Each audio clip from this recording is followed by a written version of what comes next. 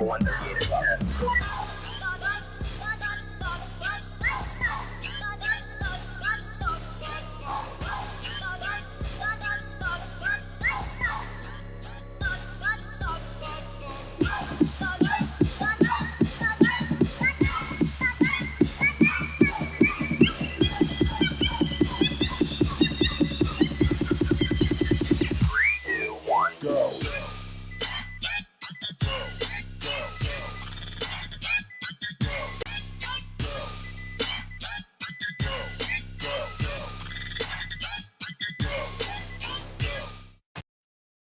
Hello, everybody. Welcome to tonight's show. You've joined the Paranormal Guys. We appreciate your attendance and checking in. Please remember to like, follow, share, and subscribe. Tonight, we're going to start something a little different. We're going to welcome a new sponsor and a new station. 99.1 on your FM dial just outside of Metro Atlanta. WDJY will be carrying our shows. So welcome them. And then, of course, I cannot forget, the chat is open. I'll have to open the phone lines up. We have Yergz Radio. That's YERGZ. You can go to yergzradio.com. You can hear us live or on repeat. And if you got a question for any of us, our guests, or just want to chime in, give us a holler. We will be more than glad to have you on the show. So let's see. Which of my cast and characters do I got back here first? I got the one and only B Dizzle. Hello, Bobby. How are you? You good? I'm good. I'm glad you're here. I'm glad you're here. I like you having you here. So keep you out of trouble too. Mrs. Dizzle tells me. Makes me sleepy. It's like a toddler. You're like running the energy out of me. I'm gonna try. We're gonna make this work. We have the newest one, Bulldog, but we also call him Jason. We call him other names, but we won't go into that. Jason, you doing all right tonight? Hanging in, man. Hanging in. All right. And let's see who else we got back here. We got Miss Dina. Hello, Dina. How are you? Hi. I'm good. How are you? Doing well? All right. Well, I'm going to get this phone line kicked off. In the meantime, our guest is here, Vic. He is host of his own podcast. Well, you know what? I think I'm just going to let him tell us all about it because he'll do it much better than me, and I'll probably screw it up and say something stupid. So without further ado, Vic, welcome to the Paranormal Guys. We're glad you're here. How are you this evening? I'm doing good. How about all of you? Doing well, sir. Doing well. Very well. Good. Everything's soaking wet, but we're fine. Yeah. Yeah. Here in the South, we're going to float away. Yeah. So, Vic, tell us a little bit about yourself. I know you have your own show, and you like to talk about our favorite subject, the Bigfoot. Well, I have 4 podcasts. I've got 2 They Bigfoot already specific screwed up. podcasts, 1 Dogman specific podcast, and 1 paranormal themed podcast. The newest Bigfoot podcast is called My Bigfoot Sighting. And then the Bigfoot podcast I started back in 2016. I've been airing weekly episodes for. That one is Bigfoot Eyewitness Radio. And then the girl that brought me to the dance, of course, is Dogman Encounters Radio. I aired the first episode for Dogman Encounters August 22nd of 2015. And then the newest show is called My Paranormal Experience. That's a little over a year old. And on that show, we basically cover everything except Sasquatch and Dogman related experiences. So it's enough to keep me busy. I've heard of 2 of those. Yeah. I don't know how you do that. I can't manage hardly with 2 or 3. So It's a lot of work. Definitely. it is. It is. People don't realize Like it. So Why do you think I only do one? you come in with ours. Was this a project of just love and adventure for you or curiosity? How did this start about? Well, I used to co-host a Bigfoot specific podcast way back in 2007 and 2008. That show was called Campfire Shadows, and I also co-host on it with a now deceased Shane McMahon. And back then on Campfire Shadows, we had regulars like Bear and Kumbo, Tim Kumbo Baker. Well, they would go out all the time and do investigations. And when they'd come back, of course, you'd want to hear what happened and all this. Well, one time they came back and they talked about someone in the group, I think it was, seeing what they called a dog-faced booger. Well, they're from the South, and I'm sure a lot of you know that a lot of people Dog face. listening know that a Southern appellation for Sasquatch is booger. Well, or boogers, I should say. Well, they came back and talked about this whole dog-faced booger thing. And I'm thinking, okay, I know what a booger is, but what the heck is a dog-faced booger? So I asked them about that after the show. I can't remember if I asked Bear or Kumbo, but I had to find out more about that. And as they're explaining it, it sounded like a werewolf that they were describing. So I found out in a roundabout way that what they're talking about is commonly referred to as a dog man. So I did research into it, and it wasn't very long before I realized, okay, let's see, if you have an encounter with a booger, you can almost go to your corner grocery store and find someone to get help from, to speak with and whatnot. But if you encounter one of these dog man things, who do you go to try and get help to bring your life back into order? I thought, you know what, there's real need here. So fast forward years down the road, I think it was 2014, I had all the pieces together to basically bring dogmanencounters.com, the website, online. And then I started having eyewitnesses contacting me, and I started trying to help them come to terms with their encounters. And about a year or so, maybe over a year after that, I aired that first episode of the show. And basically the rest is history. Ow. Very cool. This is what I do. Virginia, they used to call them wood boogers, I remember. That's what my hat says. Oh, was Yeah. My hat says wood booger. I have to do my old man impression and look at the bottom of my glass. I can't even see it. Hardly. Good Lord. Well, What? so Vic, have you had any experiences with the Bigfoot, or is it just that you like hearing other people's stories, or sometimes trauma with the dog man? Well, I've had what I believe to be, I'd say 99.9% sure, what was a true bona fide Sasquatch encounter. And then there have been two other encounters, situations I've been in where there's a strong possibility that it might have been a Sasquatch, but I didn't see it for sure. So, from what I did see, I think they were Sasquatch, but I can't confirm that. Cool. So, a lot of people are divided over this, and it's fighting words in some camps. Do you believe they're flesh and blood? Do you believe they're angels? Do you believe they're aliens? What are your thoughts on it?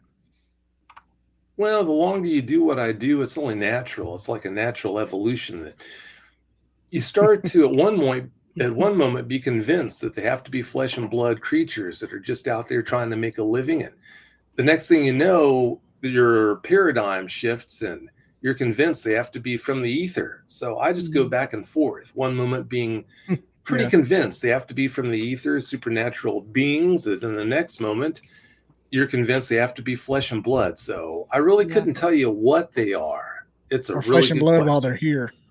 Yeah. That's Flesh what I'm thinking. flesh and blood while they're on this in this plane. Realm. Do you believe they travel through portals? Well, I've spoken with a lot of credible eyewitnesses who they definitely would make you think that they do travel through portals. I mean, some very credible eyewitnesses who will tell you point blank that they saw them either step out of or step into a portal. And I've heard that postulated before, that they're flesh and blood when they're here, but I mean, that wouldn't explain some of the things that very credible eyewitnesses report that point soundly towards them being something other than flesh and blood. I mean, how could a flesh and blood creature emit blue flames from its body? So, yeah, I mean, there are things out there that just really make you scratch your head, and it's just so hard to put a finger on these guys. Yeah. It changes every time you start to nail it down too. Somebody will have a sighting that's completely out of left field, or they'll see those little people. I don't understand those guys. Oh, yeah. Maybe they're like shapeshifters or can have higher powers than we do. The craziest thing I've ever heard was the fairy thing. How their lore parallels the fae. I'm like, man, start looking that up. That's a whole nother ball of wax. Yeah. Yeah, you get a weird rabbit hole on that, but It's a good one too. I like it. That's my drug. A lot of people, Vic, they relate to seeing orbs when they see them too. Which I've been out in the woods and seen orbs, and not necessarily Bigfoot, but it was something that shouldn't have been there. Like what? Well, that's it. I don't know. What do you think about that, Vic? Have you got any? Do you have any opinion on the orbs?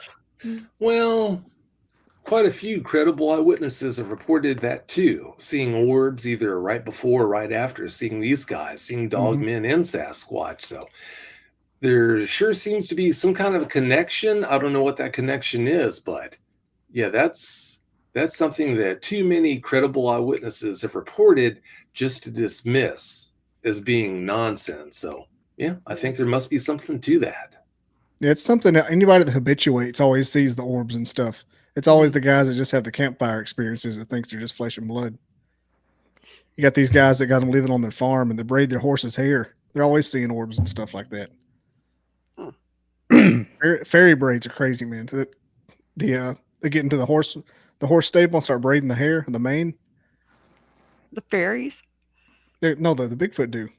But they call them fairy braids. Fairy braids, yeah. Mm-hmm. What? Yeah. Welcome to the big show, dude.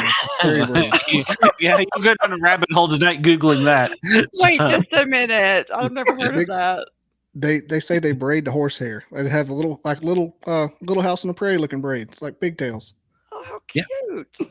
You've heard that too, haven't you, Vic? I have. Some people call that a witch's knot.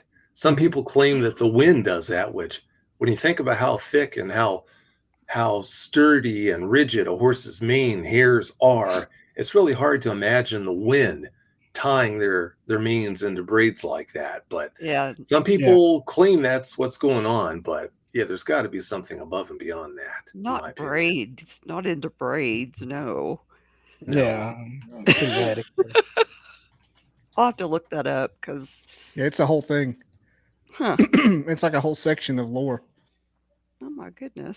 They'll go into the stables in the morning, and the horse's hair will be, just done up. See, wind couldn't do that inside the stables. Yeah, I agree. Yeah, that's the thing.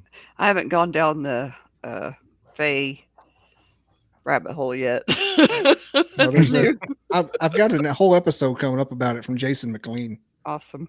I haven't put it out because he wants me to cut some stuff out. I'm like, oh man. But yeah, that's gonna be a good one for you to watch about that. Okay. It's gonna be so good. It's gonna have 2 pieces that I put out separately afterwards as clips. Let me know. Mm-hmm. Wow. All right. Sorry, Vic. Sorry. I'm just adding to the conversation. Yeah. You're fine.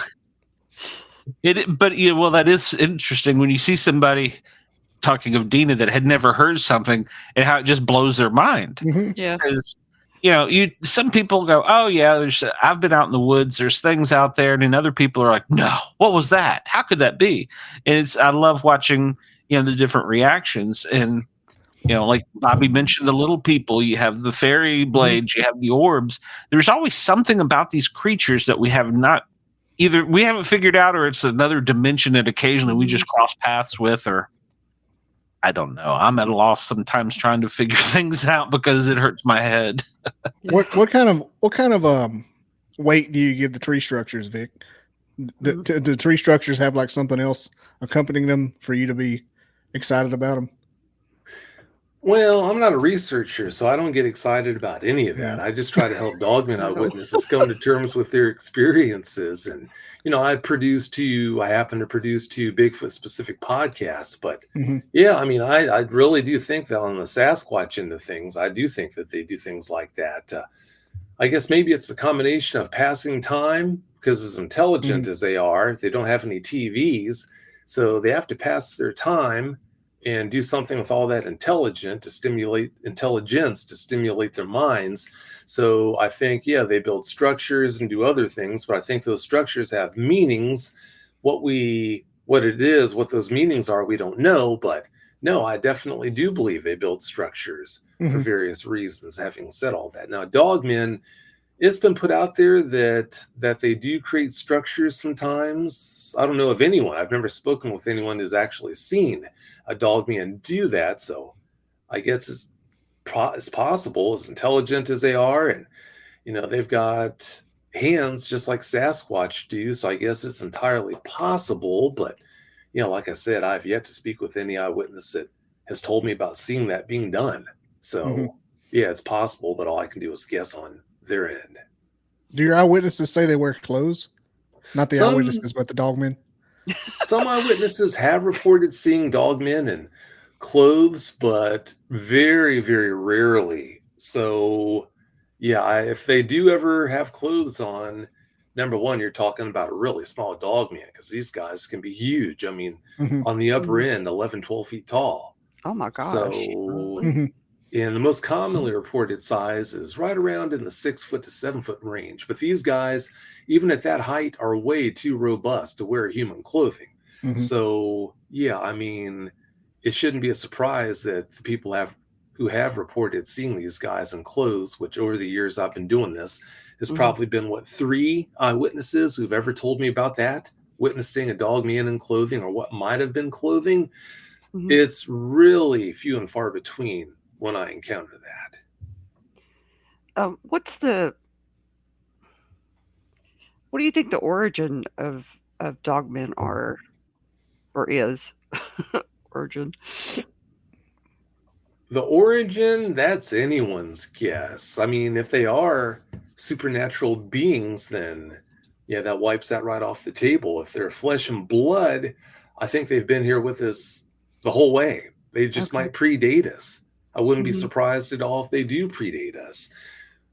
Where they come from, I mean, some people will tell you, oh, no, they're a government creation. They were created in a lab. Well, some dogmen today just might be coming from test tubes, but that wouldn't explain all the sightings that date way back. I mean, there was a sighting, the first documented sighting was in 1887 from Wexford County, Michigan. Now, you're going to tell me that any government in the world had technology to make a test tube dogman back then? No way. So, yeah, like I said, to qualify my statement, like I said, yeah, I mean, there might be dogmen running around now that were made in test tubes, basically, for lack of a better description. But if that's a case, then you still have other ones out there that definitely weren't. Where they came from, they might be aliens. I don't know, but there's something other. That's Have interesting. you seen that episode of Love, Death, and Robots with the dogmen? No, I sure on haven't. Netflix. Oh yeah, it's good. Check that out. Do the sightings of the dogman seem to be Concentrated. localized? Yeah, concentrated to any specific areas, or just widely spread out like your Bigfoot and Sasquatch and abdominal snowmen, stuff like that? Oh, no, yeah, they're widespread. I mean, I've spoken with eyewitnesses, I would imagine, several times over from every state except Hawaii. And I mean, I've literally spoken with thousands and thousands of dogman eyewitnesses. I don't moonlight doing this. This isn't a side hustle. No, I help dogman eyewitnesses for a living. And yeah, I mean, I took this on seriously back from the start. But yeah, I mean, West Coast, East Coast, down in the South, up north, up into Canada, in other countries. Oh, wow. I mean, I think I've spoken with eyewitnesses on every continent except for Antarctica. So they're all over. Crazy. Have there been any physical attacks or anything like that you? There have been. There have been. There have been, but they are very, very few and far between. It seems like a fad right now, and I can understand that fad because fear sells, but there's so many shows out there now that it seems like every time you turn around, this week's episode is all about the mind-eating dogman that'll split your skull and gobble down your brains. Land between the legs. I mean, it just doesn't make sense. I know as a fact that almost all of those accounts have to be fictional. when you deal with the volume that I do, like I said, I've spoken with thousands upon thousands of dogman eyewitnesses, and the grand total of credible eyewitnesses who have ever told me about being harmed, intentionally harmed by the dogman or dogmen they encountered is a whopping probably 7 or 8.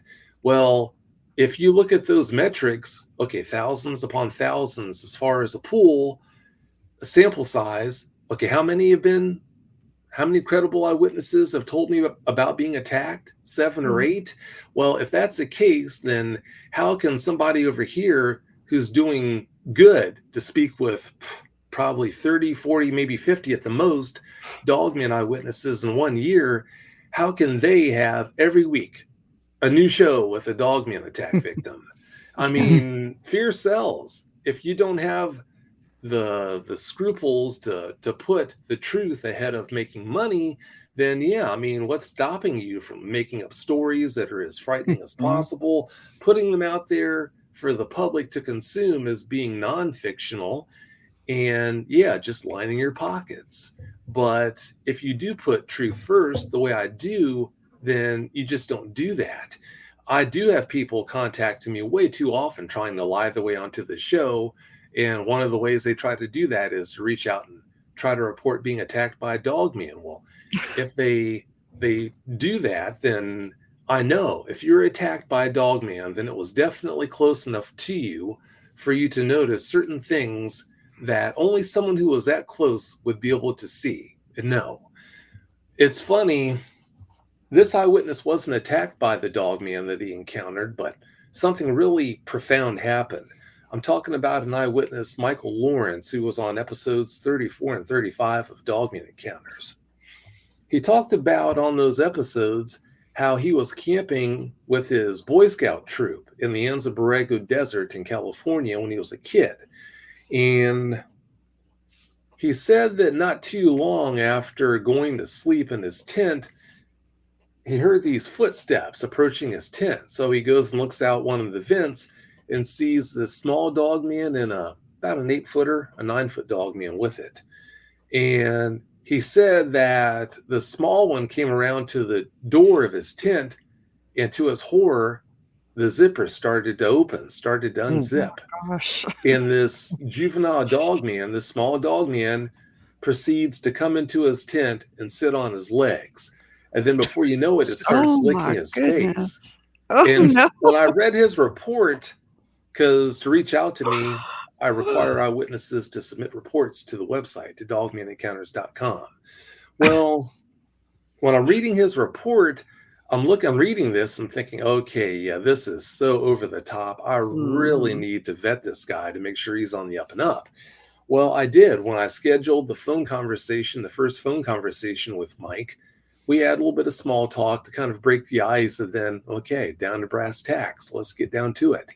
I started firing vetting questions at him that only someone who was that close to a dogman would know the answers to. So I lobbed the first vetting question at him, and it was like me asking, okay, what color is a football? I mean, just instantly, boom, the correct answer came back. Wow. Huh. Well, how about, and then I asked another vetting question. Only someone who was that close to a real bona fide dogman would know. He fired that right back. What do you hit a baseball with? I mean, it was that matter of fact, that quick. I'm thinking, this guy is a real deal here. That must have really happened. We recorded the show after we had a nice long talk about his experiences. That wasn't the only encounter he's had. But it's funny because after episodes 34 and 35 aired, where he talked about the encounters, especially the one in the Anza Borrego Desert where that dogman licked his face, people were coming out of the woodwork, sending me messages about shame on me for not vetting my guests and having him, an imposter like him, come on the show. And I'm just laughing, thinking, you know what? You don't know a thing about what you're talking about. He is the real deal. So, yeah, I mean, you do have people like him who they have profound experiences and they're telling the truth about those experiences. And yeah, I mean, that's great. That's how it should be. But unfortunately, on my prior point, it seems like I have just way too many people contacting me and and trying to lie their way onto the show by reporting being supposedly attacked. A perfect example, a funny example for you to highlight that is, there was a guy who contacted me some time ago telling me about how he was supposedly horseback riding with friends in Kentucky. And they were all riding up this long, gradual hill. He was the last one in line. And he said all of a sudden he noticed movement to his right, I think it was. So he turns his head and looks, and here's this huge dog man that comes walking up alongside him and his horse. And it was so big, he said it was looking right in his eye. Well, next thing he knows, he claims it swatted him across the chest, across the torso, and knocked him off his horse backwards. Well, when he told me that, I said, okay, if it did that, it must have wounded you, didn't it? And he said, yeah, it did. It gave me slash marks across my chest. I had to go to the hospital. Well, I said, well, sorry to hear about that, but if that happened, do you have any pictures of those wounds? And he says, yes, I do. Okay, gotcha. So I said, would you mind sending me any pictures of those wounds? He said, yeah, I'll definitely do that. So after that conversation, I contacted another person I know, and basically they were nice enough to put pieces in place because they live out in Colorado. They were nice enough to put pieces in place because they know two very well experienced trauma surgeons who specialize in dealing with people who are attacked by large predators like mountain lions and bears. Who better to look at these pictures and tell me their qualified opinion if these pictures of the wounds are showing legitimate wounds or not? Well, I don't take evidence that's given to me and just broadcast it all over the place. I don't send it out to anyone without permission from that person who sent that evidence to me beforehand. So I asked him, after I had these trauma surgeons lined up, I asked him, I said, okay, I've got a question for you. I've got two trauma surgeons who specialize in people who are attacked by large predators. I've got these trauma surgeons lined up, and they're more than willing to take a look at your pictures if you give me permission to send your pictures to them, that is, and give me their qualified opinion. Are you okay with me doing that? And he practically left skid marks getting out of there when I brought that to his attention. And that's the way it almost always is, time after time after time. So, yeah, I mean, it's just really frustrating. If you don't have anything better to do than to lie and try to lie your way on to someone's show, I mean, Yeah, you need help. You really do. Yeah. They're out there. Very odd. Definitely. I'd be really afraid of getting caught. I mean, that you've got to be really brazen to do that. Well, Yeah, you being know a what hoaxer. You can't you know not what be a it- hoaxer. What is it? Yeah. Everybody wants their like 15 minutes of fame. Yeah, that's what they say. It's true. Yeah, Vicky, pretty when much. you were saying, I want to go back to your story with the Boy Scout. When he unzipped the tent, he was a Boy Scout or he was the leader? I was confused on that. Was he a young fella or was he an older gentleman at that time? Yeah, he was a kid at the time, and no, he wasn't the troop leader. He was just a Boy Scout at the time, and that's when that dog man, the juvenile, came around and unzipped the door and invited itself in. And as he was laying on his sleeping bag, he could see that 9-footer looking down at him through the vent. And he said that the look on the big one's face, he thinks it might have been the small one's mother or something. He said the look on that big one's face was basically akin to, don't you dare move. You stay right there. Yeah, no kidding. That's one puppy I don't think I'd want on my lap. Another thing that you said that he had other visits, and that was something I wanted to ask you about, not just with him, but the people that we do believe have had legitimate experiences, for the lack of better things. A lot of them do have multiple experiences. Have you found that to be true? And if so, what do you think of that? That's true. A lot of eyewitnesses do have multiples, but that's when it comes to dogmen, it's a canard to think that that's the norm, because the norm is most eyewitnesses only do have one encounter. A lot do, like I said, have multiples, but yeah, that's still the exception, not the norm. Most eyewitnesses do only have one encounter, not multiples. So yeah, it's all too easy when you listen to the show, when you hear so many eyewitnesses talking about their multiples, to think that that's the norm. But yeah, like I said, it's not. May I ask how you help people? I mean, do you just take them through it, or do you do any type of counseling or hypnosis, or do you want to explain your process a little bit, or do you mind explaining your process a little bit? No, I don't mind at all. Okay. You're going to find that, and I tell eyewitnesses this, 99.9% of the time when you have a dogman eyewitness who's having trouble coming to terms with their experience, and consequently they can't deal with their experience or experiences in a healthy way, it's due to their inability. It's not their fault. Human nature is to blame.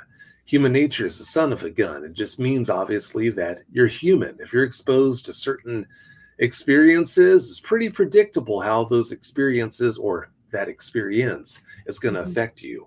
Right. You're just wired that way because you're human. So again, it's not their fault, but I just basically explain to them 99.9% of the time, the fact that they're not able to come to terms with their encounter is due to their inability to see the true nature of their encounters for what they were. They're so taken off their game that they can't see what was really going on. Perfect example, when you have an eyewitness contact you and tell you, you know what, Vic, about 25 years ago, I used to live by this huge national forest. And back then, I was a huge nature nut. That's why I lived there. Well, when I would get bored back then, I would go on these nice long walks in the forest. And one summer day, it was a beautiful day. The weather was perfect. It was in the upper 70s, and I was off work. I was bored, didn't have anything to do. So I thought, you know what? I'm going to go for a nice walk. So I made a sandwich, put together some other things, threw all that into a backpack, got some water too, threw that backpack over my shoulder, headed out the back door and into the forest. Well, it was a perfect day, like I said. The temp was in the upper 70s. There was a great breeze blowing. The scents of the forest were magical almost. I was having a great time. Well, I was a good distance into the forest having a great time when all of a sudden this giant 10-foot plus werewolf-looking thing jumps out right in front of me. And it's well within grabbing distance, and it's snarling and snapping at me, and it's reaching out for me, and then it's standing up, and it's reaching out for me, and then it's standing up. And these huge big gobulets of slobber and drool are running between its lower canines, and I can still remember the sound of those gobulets of slobber hitting the dirt, pitter-pattering, hitting the dirt right in front of my feet. It was just horrible, Vic. Well, I'm sure it was. What did you do? Well, I did the only thing I could think of, Vic. I screamed at the top of my lungs. I peed my pants. I collapsed in a heap at its feet, curled up into the fetal position, and just was almost going into convulsions. Well, I can understand you doing that, but when you did that, what did it do? Oh, it turned around and walked off into the trees, and I never saw it again. Oh, my goodness. You want to talk about a deadly kill you on sight monstrous killing machine. Here it had you dead to rights, and you left that experience without a single hair in your head being harmed, without a single hair in your head. You try that with a mountain grizzly bear, you try that with a tiger, with a Bengal tiger, and you tell me how that's going to work for you. That dog man left because it got what it wanted. So yeah, I mean, it's just their inability to see their experiences for what they really were, like I said, is due to the fact that they've been knocked off their game so far because of the trauma.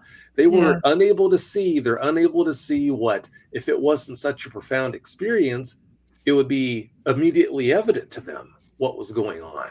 But because of them being so traumatized, they don't see what was really going on until I bring that to their attention. And then after I do, then they can start putting the pieces together. And I'll also share with them what I know about dogmen.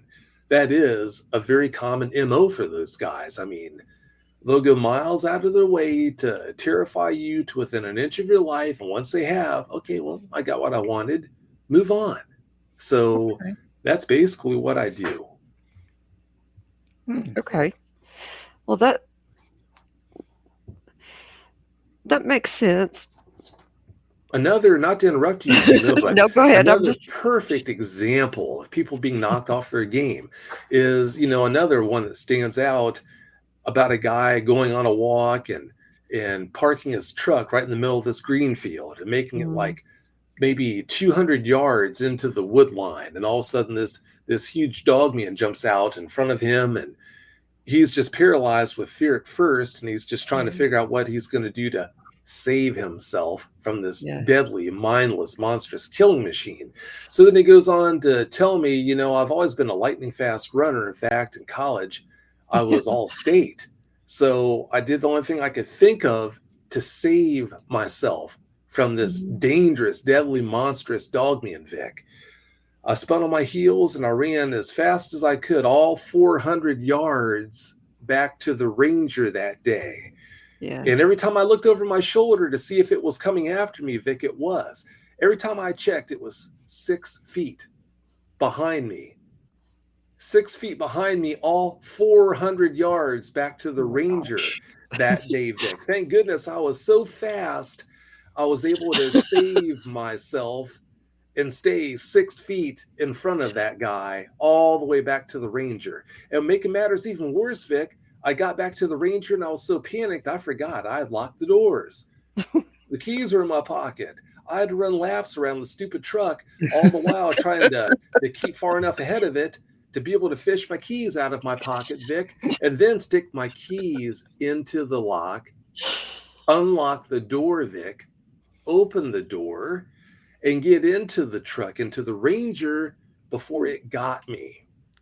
Now, you tell me, is that someone who's not seeing things for what they are? I mean, it's that way time after time after time. Yeah. These guys they know what they're doing. They're so intelligent. They know how to push our buttons. Okay. And that's the way it is, time after time, Dina. These guys are doing things like that. And because eyewitnesses are so rattled by the experiences, they think they saved themselves that day. They think that this or that is why the dogman that was trying to get me didn't get me. So, yeah, that's the essence of what I do. Basically, the dogmen are just messing with you. They're just playing with you. If you allow profanity, I would sum it up more. I was going to say effing with you. Yeah. That almost came out, but you know, one of the I don't get many firsthand, or not firsthands, but I don't have many people that I would consider close to me ever tell me any experiences about a dogman. But a friend that he goes out in the woods all the time, and he just sleeps in his truck, so he doesn't have to set anything up. He'll go hiking all day, all night, and then just come back and crash in his truck. And he swears on his life that, and it's a lifted, I think it's a Dodge. It's a fairly full-size truck. He swears on his life that this thing knocked on the window, a dogman of the truck, and just sat there and stared at him. And he was absolutely terrified. He was so terrified he couldn't even, he had a pistol. He could have shot through the truck. And he was so terrified he didn't do it. And he swears that was, he said, just calmly walked off. That fits. That fits. I hear that all the time. Experiences like that all the time. Them just messing with you because they know it's going to just mortify you. For some reason, they get their kicks. I think it's because they don't really spend much time feeding themselves. You're dealing with an apex predator that has an incredible amount of intelligence. So unfortunately, we are their entertainment in a lot of cases. So that's why I think that dogman, perfect example why it did that. Makes sense. If they're that intelligent, it does. I'm sorry. Have there been reports of one getting shot?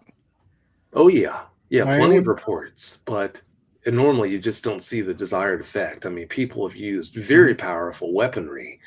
And it just doesn't work. That's right. It one of the reasons maybe, and I don't know, I'm no expert or no psychologist by any means, but it's so... But he's absolutely right. People are more shook by a dogman experience than they are by Bigfoot, a little person, a ghost.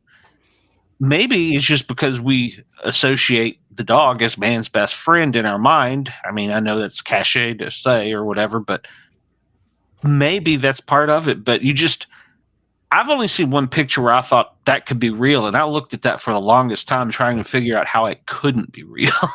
So in your mind, it almost doesn't click. Yeah, that's true. And also, too, in a lot of cases, they have different looks. I mean, some look as unassuming as a timber wolf that's able to stand up on his back legs, but some do look like werewolves. You just cannot tell that you're not looking at a bona fide werewolf.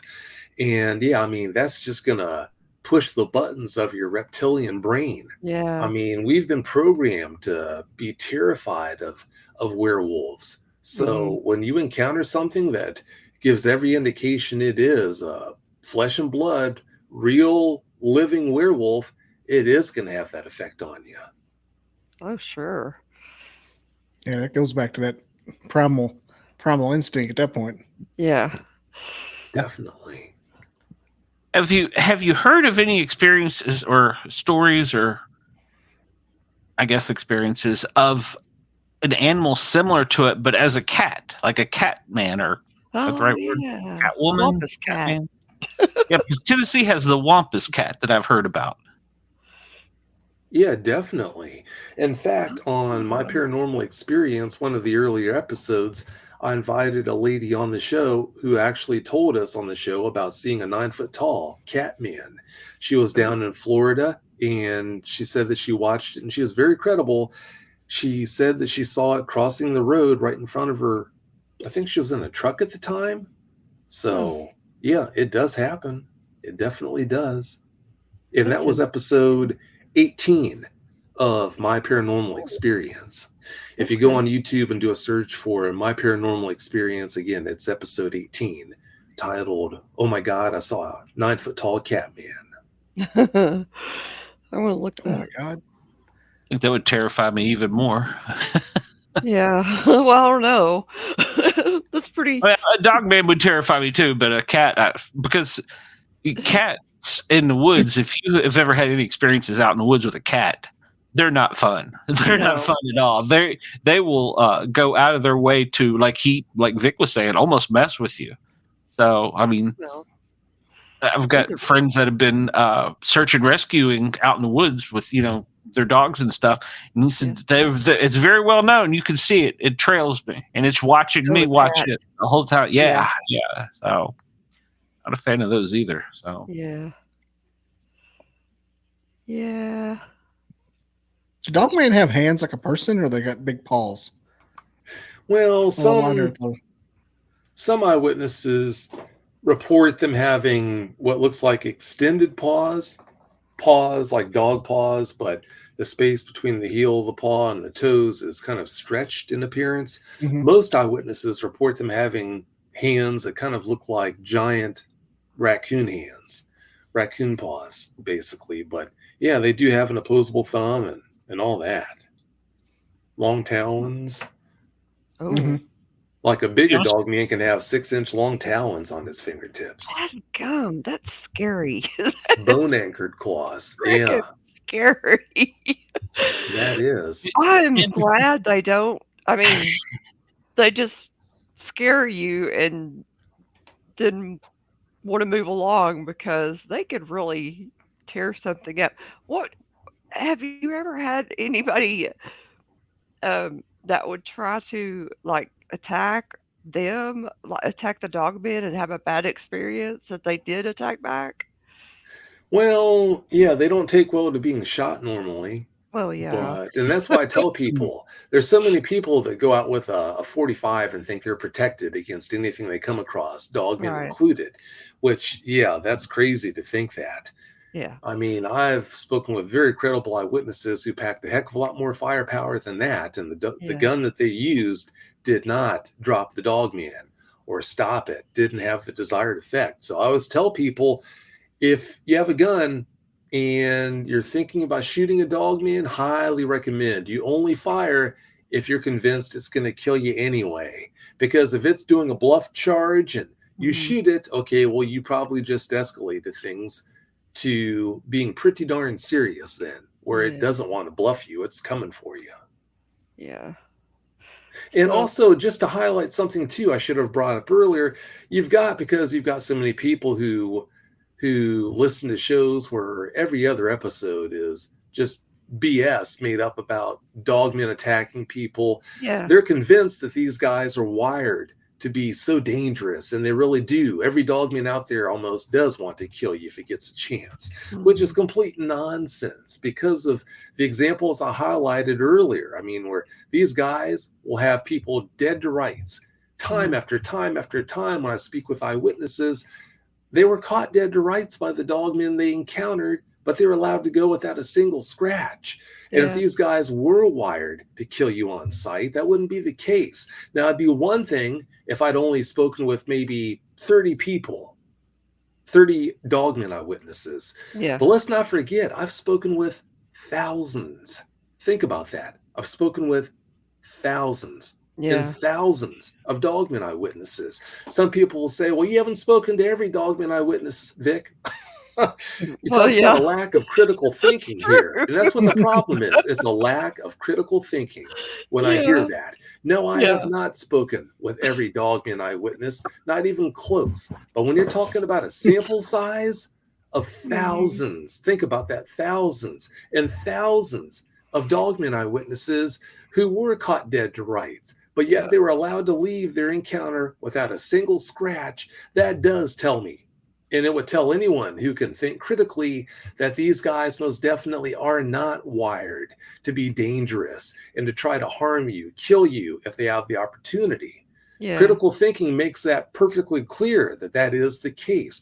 Now, I'm never going to say these guys are safe to be around any more than I'm going to say that all camels are safe to be around, or horses, or house cats, pigs, because you name the critter, you're going to have deviant examples that will harm you or kill you if the opportunity presents itself. So why should dogmen be any different? You've got dogmen that aren't belligerent, that aren't necessarily dangerous by nature, but they might have gotten up on the wrong side of the log that morning, and now they are in a bad mood, and they will harm you if you encounter them. So yeah, I'm never going to say these guys are safe to be around, because that would be foolish to think. But I will tell you, because of the experience I've had dealing with a ridiculous number of dogmen eyewitnesses over the years, it's perfectly clear that these guys are not wired to be dangerous. Does that make sense? Yeah. Always made me question the land between the lakes too, you know? Yeah. That's like the holy grail of dogman encounters. Yeah, and they'll tear you to pieces up there. That's why I've always questioned that. It might have happened. That might be a genuine encounter there. I don't believe for a second the guy that came out and claimed to have been there. I don't believe that for a second. He actually went on to another podcast, and I've never spoken with him. Well, I spoke with him after the fact, after he contacted me to apologize, to let me know that the person who produces that podcast told him to make up this lie about me and call me a liar, when in fact, again, I've never spoken with him. But yeah, I don't believe that story at all, not for a second. From what I understand, that guy is deceased since he came out and made his rounds and all these shows trying to put that bogus story out. But yeah, I mean, it's unfortunate. You've got people like that cast shade on this whole subject. And that's one of the reasons why the whole dogman phenomenon is so hard to believe for so many people.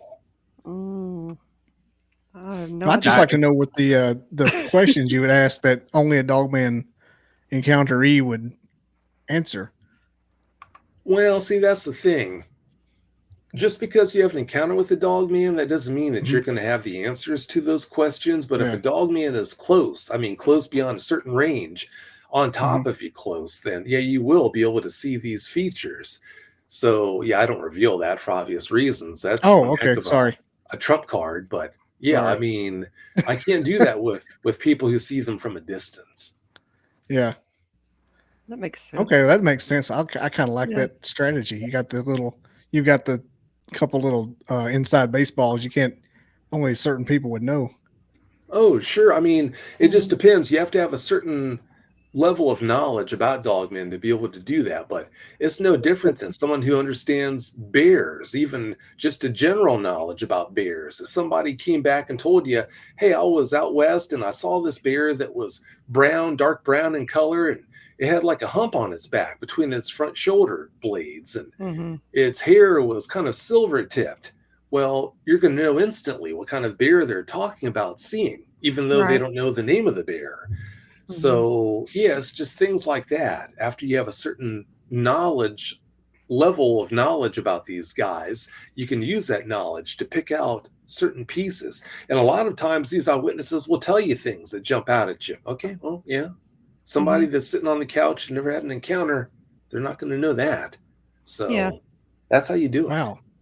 So That's- that makes this super interesting to me all of a sudden. Yeah. Like way more than it was. Oh, That means sure. that means there's inside baseball to it. Well, it was interesting before. I know. But this makes it more of a. This makes me want to see one just so you can ask me those questions. There is. For type 3s, that's just a big quagmire right there. Some people call them type 3 Bigfoot, type 3 dogmen. They're neither. They have bone-anchored claws. All type 3s have bone-anchored claws, which would disqualify them. That's a disqualifying anatomical feature of a Sasquatch, because Sasquatch have fingernails and toenails the way we do. Mhm. And you're not going to just have a baby Sasquatch born with bone-anchored claws any more than any human has ever been, just as one of those random things, been born with bone-anchored claws.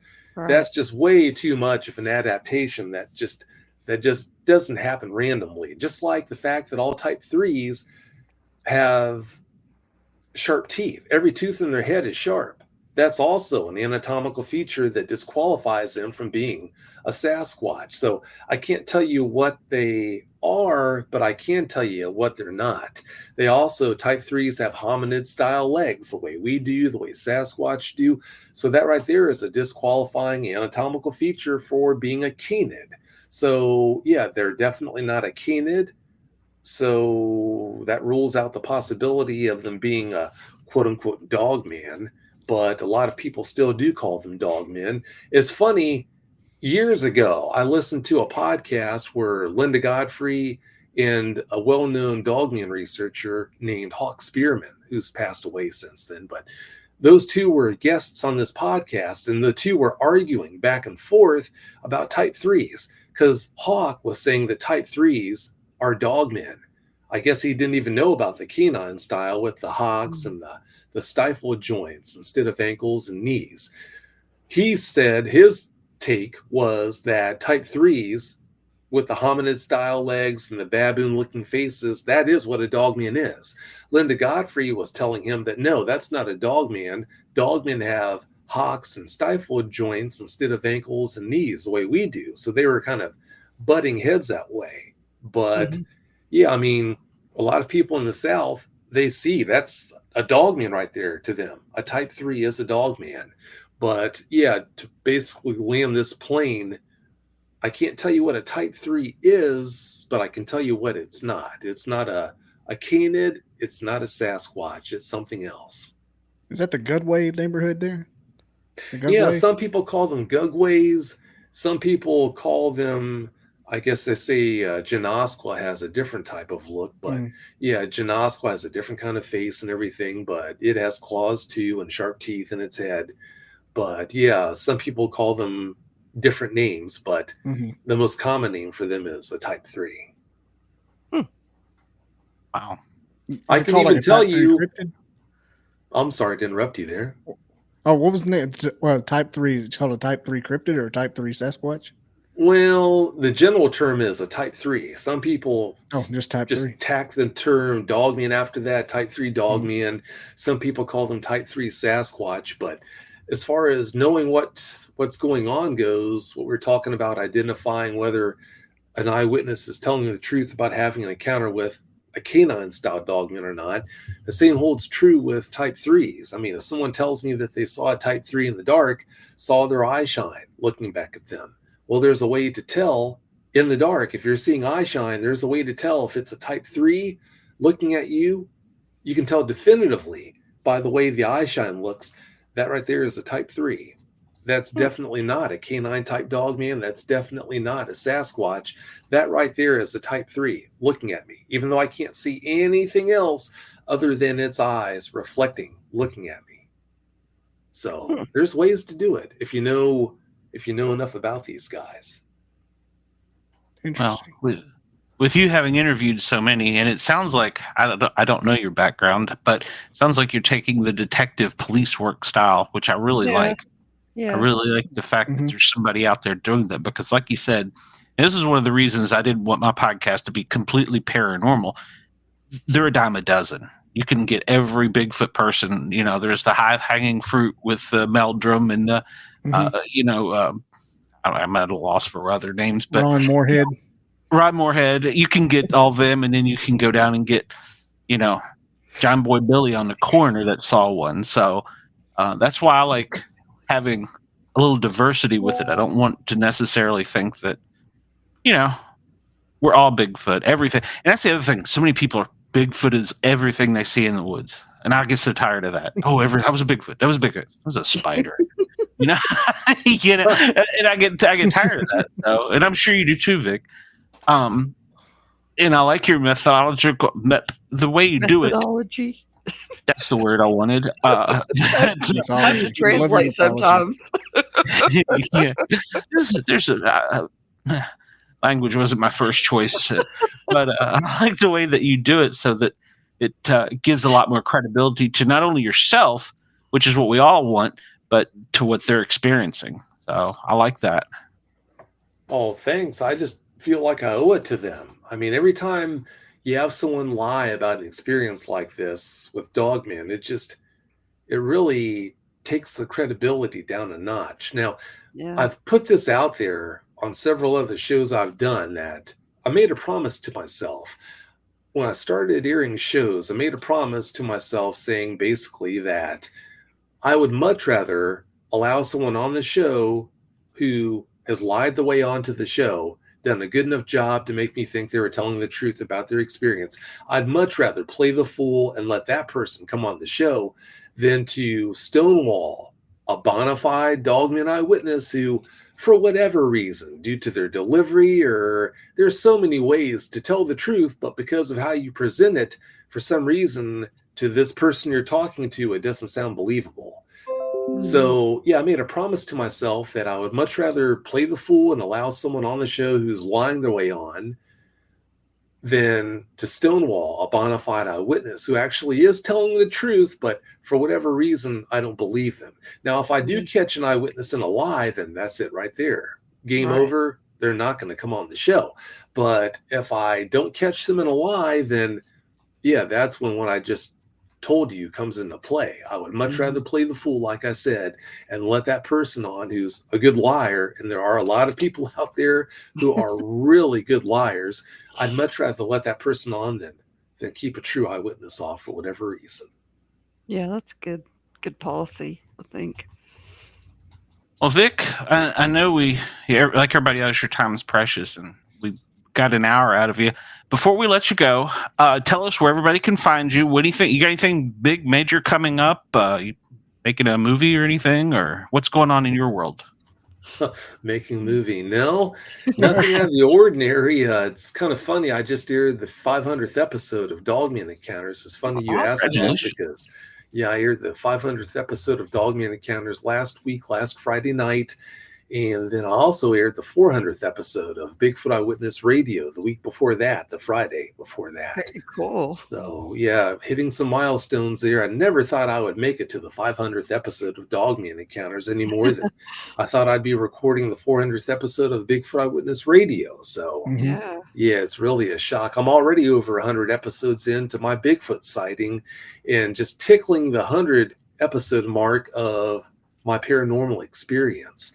So it's hard to believe we've made it this far, but yeah, I have. Thank you. Yeah. Congratulations. And where can they find you? Well, you can listen to all the shows. The best way to listen to all 4 podcasts is not via YouTube. It's via your favorite podcast app. Now, Dogman Encounters, My Bigfoot Sighting, and My Paranormal Experience, all 3 of those are available for viewing on YouTube. But like I said, all 4 shows are available on your favorite podcast app, no matter what the podcast app is. If you do a search for Dogman Encounters, My Bigfoot Sighting, Bigfoot Eyewitness Radio, or my paranormal experience using your favorite podcast app, then it's really easy to find them and listen that way. Okay. Great. On YouTube, is it under your name or just the name of the shows? The show names. Okay, great. All right. Well, Vic, I appreciate you coming on. I will message you here in a couple days and let you know how everything's going with the show. You did a great job with me when I came on your show, and I appreciate you returning the favor, letting me on. And to all of your viewers that have hopped over here, please, please, please thumbs up the video, like, follow, share. We definitely need it in the algorithm. So that's everybody says that though. Yeah. Thanks for having me on. Thank you. All right, Vic, you have a nice evening. We will talk to you soon. You too. Thank you much. Thanks. Have a It was good fun. night. It was. All right. It was. Thanks. All right, let's do a quick little thing here. I gotta get this in. Everybody remember, this is going to be our first episode on WDJY, so make sure to check us out there. Let's get ready to rumble! I'm Miranda Maverick, and when I'm in fight camp, I never listen to the Sportcat podcast. I just have to do that. I love her. Okay, well, we've got a real treat now. Not that Vic wasn't. Vic was great. We have a special guest co-host tonight, Marcello. Let's get that down out of your way there, Marcello. I never want to cover that natural beauty. We are going to try and steal from Ross, but I don't know. He's Secret Service. He threatens me, so I don't know. We'll see. Marcello, how are you this evening? Well, I was fine until that. I could never leave Ross. Oh, Come on. He's over here texting me. What are you doing? I could never. No, I would never really steal anyone from Ross, but you are welcome here anytime. I want you to know. By the way, let me introduce around here. That's Bobby Dizzle up there in the top. Next to them is Bulldog, which is also named as Jason. And then to your other side there is Dina. no. Well, you know Dina. Hey, already. how are you doing? Yeah, We met the other night. That's Good, right. how are you doing? Tell us a little bit about yourself real quick. Isaac is hiding in the background, and I don't want to keep him too long, but tell us a little bit about yourself real quick. So, I mean, like, what do you guys want to know? I'm a psychic. Let's start with that one. That always makes people go, That's a I've biggie. been speaking to spirits my entire life, which was not fun until I learned to just tell everybody, this is what I do. I can usually read people. I don't on purpose because sometimes I see things that I don't want to see. I'm a mom. I have, with my adopted daughter, 6 and 2.5 grandchildren. I love Bigfoot. I've seen Bigfoot, so I love Bigfoot. Awesome. And what else can I tell you about? I love Ross. Ross is my new bestie, and we have this great rapport. And Y'all got chemistry there, and when you're talking, it's really kind of like two close friends talking, and I like Yeah, it. So. I like that too. Well, with you saying all that, now we're gonna have to get you on and just interview you. So we'll have You're to do interviewing that. one of my good friends. I cannot wait to see his face. Yeah, Isaac, I well, hope you have your camera. he is backstage. Let's bring him back here. Isaac, are you there? We see just an eye. Where are you, Isaac? Are you with us? Yeah, I'm here. Can you hear me? We can hear you, but we cannot see you. I know. It's like I'm gonna start the video, but this room is a little dark, so I apologize in advance. I don't do this too often, so I That's want a to mystery. apologize for that. Okay, I'm good with that. Yeah. Hey, That's not bad. there you are. I'm always too bright. Dina, that's That- what you think we're gonna cue. I was looking for a room, perfect room, and my stepchildren are all being loud and everything. So I'm like, I don't want to be like, the dogs fighting, my kids are like, everywhere. okay. But I really appreciate you guys having me tonight. Sure. Hey, Isaac. Hey. Yeah, that was a surprise. I didn't tell you she was going to be here, so I don't know. You may have told him, I didn't. So tell us a little bit about yourself, Isaac. Yeah, so as you can tell probably from my accent, I grew up in Puerto Rico, and in Puerto Rico, in the Caribbean especially, there's a lot of beliefs and folklore and stuff that definitely from the United States. When you come here, there's a lot of skepticism that does not live in the Caribbean. Let's put it that way. Mm-hmm. People are more apt to believe that there's something special going on that we don't understand. And then when you come here, it's like, the debunkers, come right out right away. And then, they tell you why it shouldn't be, instead of, looking at it from the every perspective. Right. So I went to college and I joined the 82nd Airborne. I was in the 82nd Airborne Division in the Army. And then from there, I went to Desert Storm. Then I left the military, and then I became a hostage negotiator, FBI trained hostage negotiator. And that's what I do nowadays. I go around the country teaching people or businesses how to be a successful negotiator, like a hostage negotiator.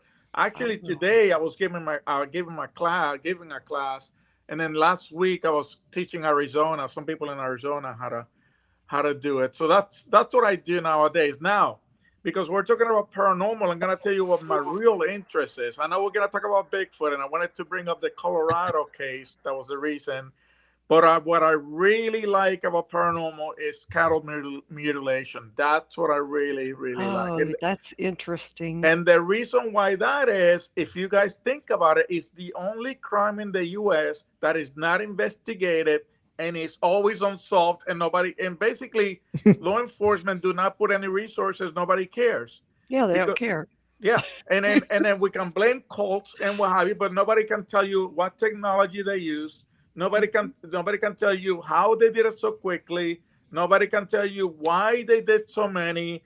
I mean, I've been reading and studying this for years now. I mean, I even listened to Art Bell, if you guys remember him. Remember him, Art Bell? Mm-hmm. Yeah.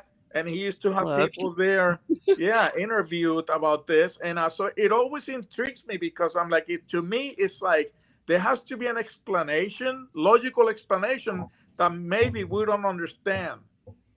And that always fascinates me. So I just wanted to put that out there. Great. I'll tell you what I get, the vibe I get from the cattle mutilations is their millabs. It looks like something the government's using the technology they found in Area 51 to perfect it. Yeah, I mean, cause what's an alien? Alien's going to do with the cow, but just a dead cow that's gutted, completely dry. It feels like they're using technology on like non-consequential beings. Yeah, but how would they get? It's the government. Oh, that's true. Why wouldn't they? Yeah. They did it to you 2 years ago. But there's a case of this couple. There's a case. Yeah, there's a case of this couple that happened not too long ago. Actually, they're still alive and all that. And it was really interesting because they went to tag this little calf, right? Mm-hmm. And they go to the house, which is like 10 minutes away. When they go back, the calf is mutilated. Yeah. Mutilated. And then the dog started barking and all that. And I'm thinking, okay, if it was the government, like Bobby's saying, right? Mm-hmm. I'm like, I don't think they have the technology of going so fast in there, right? Going in and out in such a fascinating way. And also if let's say, for example, for the sake of argument that it was the government, okay? Mm-hmm.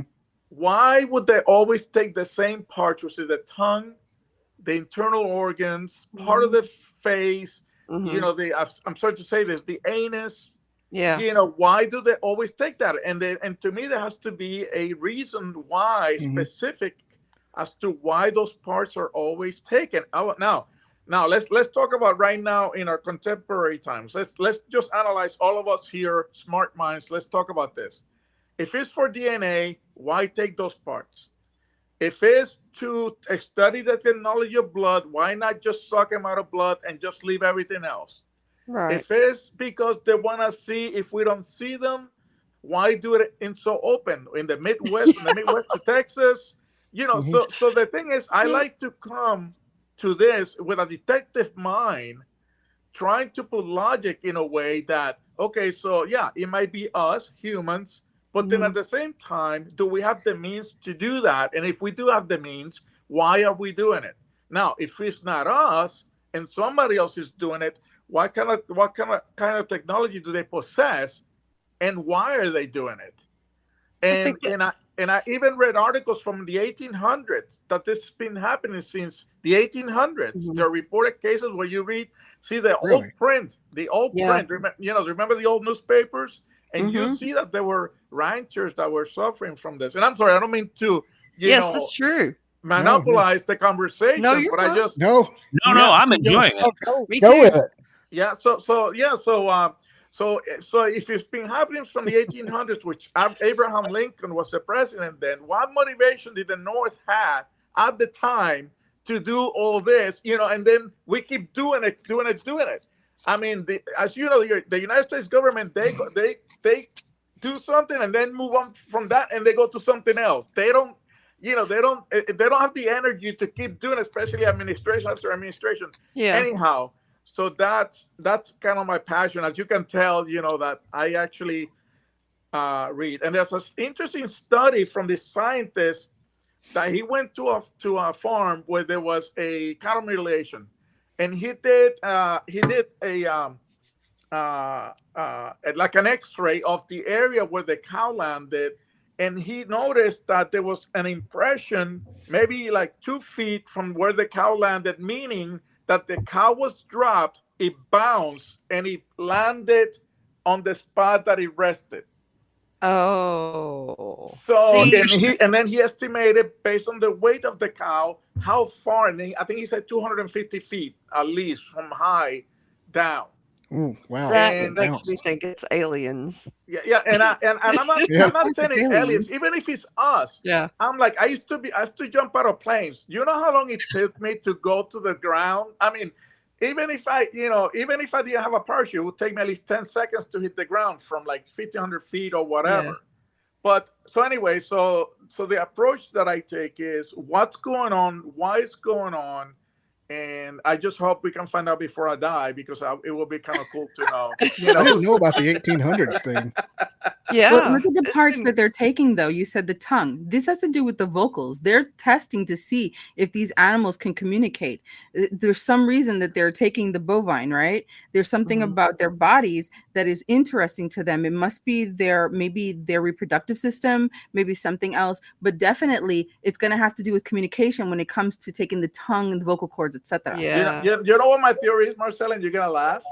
I'm always my theory is that for them is a cuisine. They love how it tastes. So you're saying they're Puerto Rican? I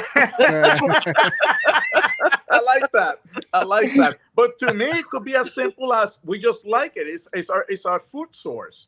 That's to me, it could be possible, but it could be something to do with studying the tongue, the vocal cords. It could be something to do with that as well. I like that. Yeah, I never heard that before, though. Their jowl in the teeth or the lip. It could be anything to do with that. Do they take further down, like the esophagus, into the lungs, or is it just usually? So it's just usually the tongue. Yeah, it's usually the tongue. Yeah, and the funny part is, like, when they take the organs from inside, sometimes they remove the organs through the anus. They don't even like open it and just remove it. They actually extract. Yeah, extract it. No blood. Extract it. And I'm like, how can you do that in such a short amount of time and be so precise? Where people say they did not touch any other organs but the organs that they wanted to take. Right. I don't know any special chef in this humankind that actually can be that precise to actually cut. Even the surgeons where they go inside, they accidentally cut parts that they're not supposed to. Yeah, it's very I'm sorry, go ahead. Very precision cuts, like laser cuts. Yeah. And Sportcat, I'm sorry, I deviated from the conversation of the Bigfoot, so you know what? I love this because you brought up something I never even thought of. Yeah. we were talking about there's no police reports. And I don't know if I never knew that or if I just never thought about it. There are hundreds of police reports. What not happens investigations. is that the investigation stops. They look at it, they're like, we don't know. It could be a coyote, it could be a cult, we don't know. Mhm. But Wile E. then after that, Coyote, maybe. there's no resources put into it, especially when a cow it's thousands of dollars, especially if it's a bull that's been taken in the Midwest. These farmers are like like before I came to the show, I was looking, and just in Texas, the last article that I found was in Texas, and there were 6 of them, and then they found another one, which is 7. Now, if you count that, each cow is at least almost $10,000. So right there is a loss of $100,000 farmer, and usually they say that the insurance doesn't cover it. So there's no motive for the farmer to actually kill the cows because they don't get anything out of it. They just lose their cattle. Mm. So, and then I also look at the motivation. Why, the motivation to me is really important. Like, as you guys were talking about detective work, okay? When people do a crime and we have all done something, there's always a motivation behind it. If we took a pack of gum when we were kids, it's because we wanted to chew the pack of gum. Right. If we did something, as humans, there's always, it could be jealousy, it could be whatever motivation, but there's always a motivation. And then, so when it comes to this phenomena of the cattle, I'm like, what is the motivation? Like Bobby said, if it's the government, what is the motivation? Why are they doing it? I saw an article just this past week, as a matter of fact, happened to stumble across some cow mutilation stuff, that there was an article that said that there was 2, and I think they were state troopers in Georgia that had gotten clearance to do a study on this cow mutilation stuff, and they had been to several scenes, and they compared to what they saw with everything as basically just a natural decomposition of the cow. No. And and I was like, I just don't see that, but they backed it up with a lot of stuff too. You know something? I know that. I'm glad you said that, Bulldog, because I also read that once this happens, no other animal approaches the carcass. No flies, no birds, no rodents. Nobody wants to touch that thing. You're right, Isaac. Yeah, and the animals, they have a high sense of smell. So what is this thing smelling like? It's almost like a repellent. Yeah. That's something going on. And then when they go and as a lot of times, because they have no blood, they take a little longer actually to decompose. Yeah. You go there 2 weeks after, and you can still see that the cows.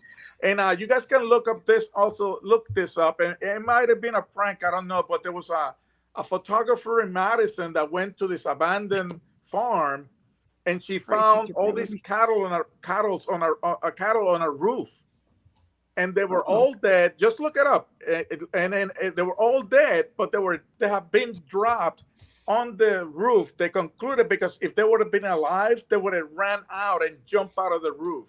Madison, Wisconsin. So, it's just really mystifying to me. Was it Wisconsin?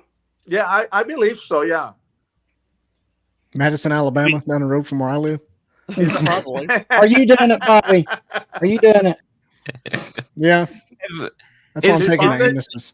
Is this in every state, or have you found, or let me back up here. Is this been reported in every state? So from what I see, most of the reports are in the Midwest. Yeah. From Texas up to North Dakota, that alley right there like that. And also in Australia happens a lot internationally. And in Britain has happened also.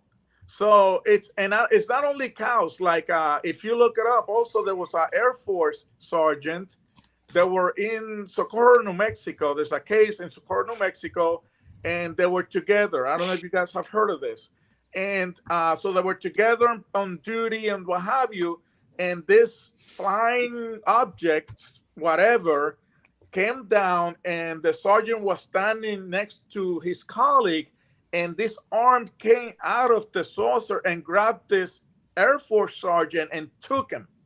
And the guy went to report it and to the police, and they couldn't find the guy until 3 days later when he appeared in this mountain kind of cold or whatever, and he was just like a cattle mutilation.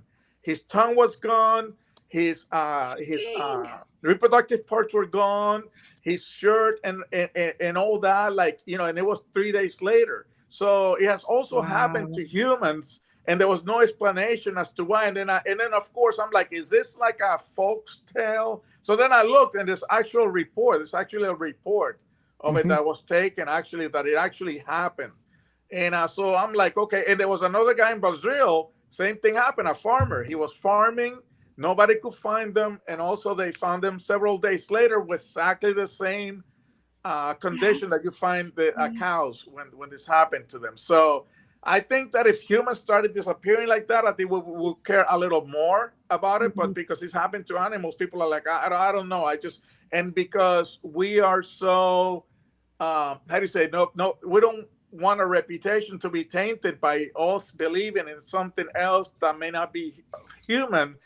You know, when especially when I was a police officer, if you tell me, if Bobby told me, hey, Isaac, I lost 2 cows, and I go there, and Bobby's like, I don't know what did it. I didn't see any coyotes. I didn't see any dogs, whatever. And I look at it, and I'm like, well, this is weird, but I mean, I'm sorry, it sucks to be you. There's nothing I can do. Yeah, I know, right? Yeah, right. What are police? What are they going to do? Yeah, and not only that, I don't want to appear as crazy when I'm entertaining the idea that there may have been something up there, you know. So. Yeah. I think that because we're still in this mindset that because if we don't understand that it has to be human, but we cannot explain that it's human, I think that that's the reason that we don't pursue it more. Yeah, I think we're discounting humans a little bit, though. When the ancient Egyptians mummified bodies, they used a specific tool to go through the nose to pull out the brain. So maybe this is a similar type of procedure. But at the same time, like I said, if you're looking at aliens are supposed to be, according to what I know, they're the evolved forms of humans. They're at the state where they no longer require vocal cords to communicate, because we will be communicating telepathically. So we won't need mouths. Maybe they're studying us to see why, or if they can evolve again using that. And, you know, maybe tongues regenerate, right? That's one of the parts of the bodies that actually regenerate. So maybe they're collecting these as specimens, and cows are just easy. They're so abundant, right?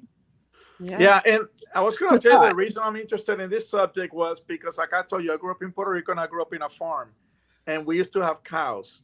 And I remember I was 9 years old, and we went out, and we had this brown cow, like reddish brown.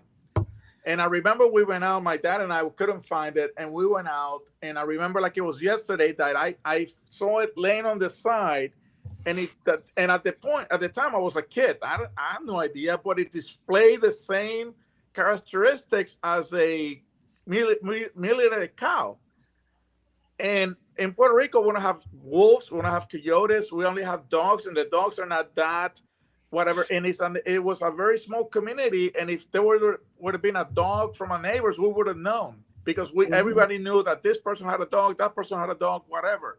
And when I was a kid, I'm like, okay, I don't understand it. Well, there's no blood, but okay. And then my dad was like, maybe it was my dad was joking. Maybe it was aliens. Maybe it was, you know.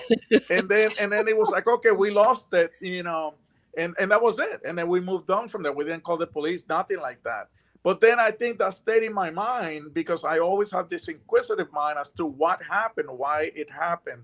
And to this day, I'm trying to figure it out why this keeps happening, and you know, and what the future looks like regarding, you know, this non-stoppable phenomena that keeps occurring. Oh, sorry. Puerto Rico, we really don't have, you know, I'm half Puerto Rican. So in Puerto Rico, the only thing that we could think of is, you know, putting aside los cucos, you know, when we're growing up, the chupacabras. Yeah. It's the only other thing I can think of. That's the chupacabra, which you just said? Yeah. Chupacabra. Okay. Yeah, I was gonna. That was one of my questions I was gonna ask. Is there any, for the lack of better words, monsters besides for the chupacabra? I guess now, or is no Bigfoot or anything like that? Aliens are very popular. I mean, maybe that's the wrong word, but they're very common in Puerto Rico. And if you look at one of those classified videos, one of them was in Puerto Rico over the ocean. One of the saucers that was flying really fast. Now, I'm going to tell you a story that's hearsay that my sister told me. And my parents still live there, and they live in a rural area. There's a lot of vegetation and everything like that. So my sister was visiting my parents, and they saw this thing, this spaceship. And it was on my neighbor's home on top of the house. Mm-hmm. And my sister started yelling at my parents, come out, come out, come out. You got to see this. You got to see this. And then when my parents come out, they said that it moved towards the ridge of a mountain. And then from there, it kind of like zigged and went, and left. And my sister was really rattled when she told me this, because it was not a helicopter, it was not making any noise, and it was just hovering over our cousin's house right there. And then she described to me had lights and all of that. And I was in the military, and I told her, describe it to me. Maybe it was something, whatever, and nothing that the way she described it, and she drew it for me. It looked like nothing that I know of, But I was also going to tell you that I'm an author also, and Arcela knows this. And my first book was a paranormal book. Yeah, that one. Yeah, Time Unwanted. And it was about ghosts. And it's a ghost story basically. So I've always been interested in this, kind of like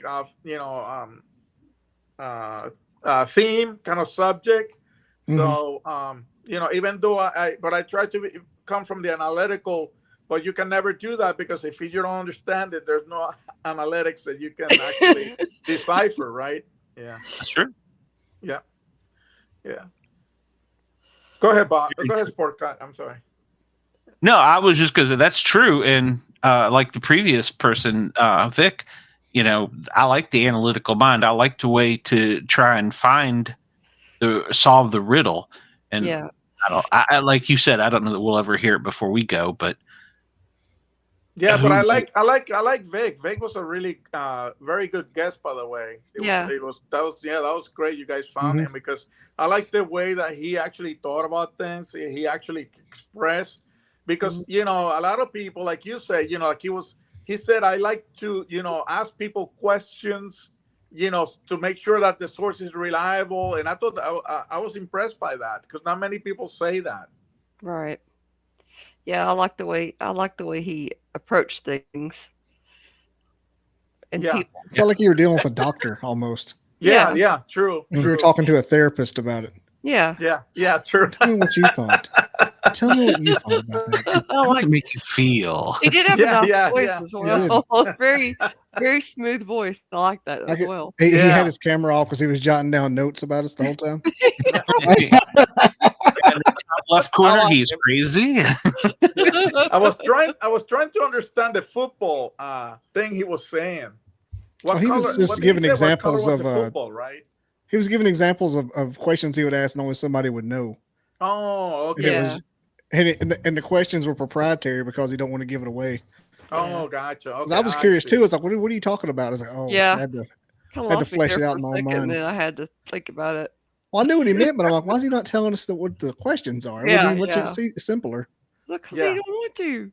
Yeah. I know. Well, I figured it out after the fact. I know. Yeah. Now, another thing I want to say about the cattle mutilations. I'm sorry I keep talking about it, but No, keep going. another thing is like I've read a lot of the work of actually field people that go out to these sites, and they talk to ranchers, and they actually study the animal and so forth, and they're as puzzled as I am. Like, I feel like, because I'm really interested, if I was in the Midwest and I would go to South Dakota somewhere and I would talk to a farmer, I feel like I would be like, I'll just throw my hands up, because I'll be like, go there and I'm like, okay, there's a cow, and there's no blood, nobody's looking at it, and you tell me you were here like an hour ago and it was okay, and now it's gone and you didn't see anything, and I'll be like, oh my God, like I have no witnesses, right? If we got talk about it like a police officer. I have no witnesses. I have no evidence. I have no fingerprints. I have no DNA. I have nothing to go on. And that's the part, that to me that blows my mind. And if, like Bobby said, well, it might be the government, but then at the same time, what kind of resources are they using? If it's the government, how are they doing it so efficiently? And I work for the government, and the government's not that efficient. Me too. It's not. Me too. They argue more than Just anything. ruled them out. We've worked for the government too. Yeah, right. Local government, but still, I know how it works. Yeah, and everybody has to be involved in the decision, and nobody can agree, and it takes forever to actually spend the resources and so forth. And I used to work in Arlington, right here in Virginia, and DARPA. If you guys know what DARPA is is basically the research of the military. Basically, they're the ones that come with it. Actually, I don't know if you guys knew that Siri was developed by DARPA. Siri on the iPhone, it was developed by DARPA, and they actually provided it to Apple. They sold it to Apple, the technology. So it was first a military thing that they created. So, when we talk about, and then I used to guard that building from time to time. That was one of the gigs that we could do. And the scientists will go there and so forth. But when you will go there, they're almost like blindfolded you, like almost like you cannot look at anybody's office. You have to like straightforward, and they don't want you to do anything. And I actually gave classes to the CIA of negotiation right here in Langley, Virginia, which is like about 20 minutes from my house. Yeah. And the DARPA was even more secretive than the CIA when I went into the building. That's weird. Yeah, right? DARPA's the weather guys, aren't they? That's the weather manipulation. Yeah. Yeah, that's what they say. That's what they say. But I mean, I could talk all night, guys. I mean, I'm like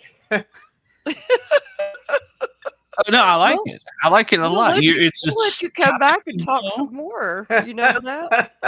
We'll let you come back and talk anytime you want to. Oh, thank you. Thank you. Yeah, it's a topic well, and you're passionate and excited about it. And I like that because we don't get that from a lot of guests. Some guests, I feel like I'm pulling teeth almost, Maybe it's time you wrote a book on the cow mutilations, Isaac. I'm sorry? Yeah. Maybe it's time you wrote a book about the mutilations of the cows.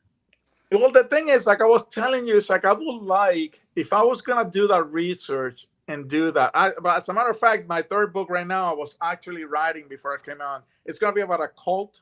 And, so it's going to be about a cult that has to do with monkeys and all that stuff. So that book is going to... You said monkeys? Yeah. Yeah, so in Puerto Rico, there's an island that is only inhabited by monkeys. Oh, I've heard of that. Really? Yeah, I've heard of it. Yeah. So I'm creating a fictional story where this cult is just killing people with these monkeys that live in that island. So yeah, you put them on the island with the monkeys. Yeah, so they're training the monkeys to eat people, basically. And I'm sorry, I don't mean to be gross. No, it's funny. I like it. I thought you were talking about Jim Jones. He sold monkeys to pay for his cult. Remember 1979, Guyana? Yeah. He sold spider monkeys door to door to pay for his cult. I didn't know that. I have to read about that. And in Guyana, they had a chimp named Mr. Muggs, and they shot him in the head. They did? In Guyana, with a 45 before they poisoned everybody. Oh, wow. I have to look at that. R.I.P. Mr. Muggs. Yeah, Mr. But as a kid, I remember watching the black and white TV and seeing all those people laying down. I remember that. So sad. Yeah, and to me, still one of the things. And then, when we talk about, when I used to have the FBI training about hostage negotiation and barricades, like Waco was a cult. And how is it? In Tampa. Oh, they have an island like that with monkeys. I didn't know. I'm gonna have to look into that. He's being facetious, I assume. They have one. They have a Silver Springs that has the invasive monkeys in Florida. Yeah, they're coming. I've heard of them, but I didn't know they were on an island. Okay. I didn't know Ross that either. may be lying about it. Ross may be lying about the island, but it happened. I don't know. It's happened. Yeah. So this island in Puerto Rico, they brought the monkeys in the 1920s as an experiment, like lab. to use them as a lab. What happened is the lab closed and they just let the monkeys roam around, and now the monkeys live in that island. But the problem is, as you know, in the Caribbean, hurricanes are like, they're like candy on Halloween. Yeah. So, they come and go in the summer. So what's going on is that, I'm going to have to look at that. Thank you, Monroe. So what happened now that, there used to be like 20 and now they're like over 1,000. But the last Hurricane Maria, when Trump went to Puerto Rico, remember that whole thing? Yeah. So now that kind of like took a lot of vegetation out, and they have to feed them more. They give them like Purina food or something like that, kind of like. Okay. I have to say something. I met a person that was taking care of monkeys, and I didn't know that until I noticed her hand, and she was missing like the ring finger. She was missing half of it. And I said, I'm sorry. And I'm, because I'm inquisitive. I said, I'm sorry. What happened? You're so young. You're. And she said, because I was a new person working at the zoo, and I put my hand through the cage, and the chimpanzee bit my. And she said, that's something.